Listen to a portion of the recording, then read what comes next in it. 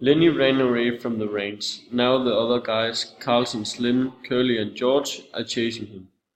George found Lenny first and he shoots Lenny in the back of his head.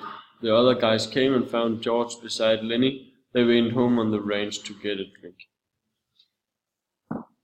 Okay, and number 2, we have chosen the sentence, he talks to Lenny about the dream farm and then shoots him just before the others arrive.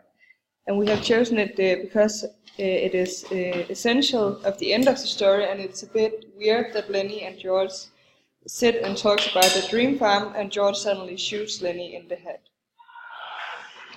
And number 3, this section is important because Lenny died and George shoots him in the head.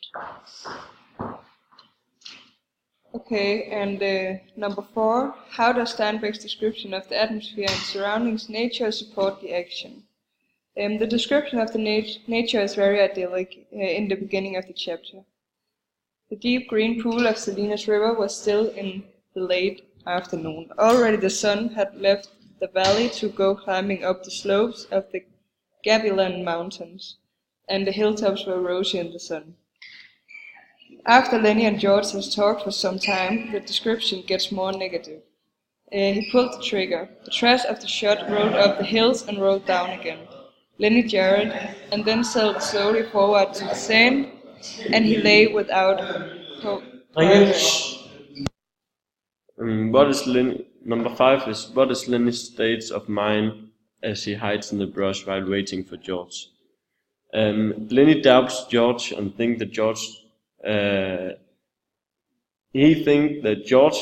that he is a nuisance, and then Lenny say to himself that if George think he is a burden, then he could go off in the hills and find a cave. And number 6, when you are doing, you see what means the most to you. The ribbon in the arm claret means the most to Lenny, so maybe he was already during before George actually arrived. And number 7, describe George's state of mind, find evidence in the text. How does it distract Lenny before he shoots him? We have taken a quote where George says, "Look across the river, Lenny, and I'll tell you, so you can almost see it." After George said that, he derived Lenny's intention by telling Lenny the story about living on the father of the land. When Lenny heard something and tried to turn his head, but then George says, "No, Lenny, look down there across the river, like you can almost see the place." Why do you think George is not angry with Lenny as he usually is when Lenny has done something bad? And we think George feels sorry for Lenny because he don't know what is about to happen. Okay, and now count for the irony.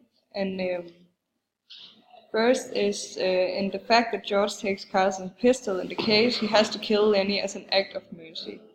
And George took Carlson's pistol because he wanted to kill Lenny himself, so it wasn't so painful for Lenny.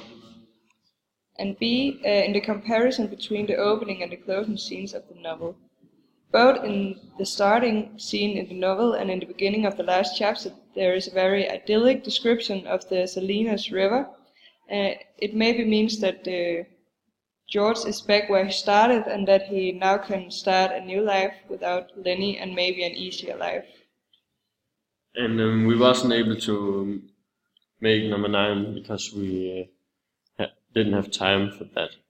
But number 10, what does the last line of the novel, "Know what the hell you suppose is eating them two guys," tell about Carlson and the wider environment in which the story takes place? Curly and Carlson doesn't understand that Slim and George are sad because of Lenny's death. They don't understand that Slim and George have feelings, and Curly and Carlson think that Lenny deserved to die because he killed Curly's wife, and therefore they're not sad at all.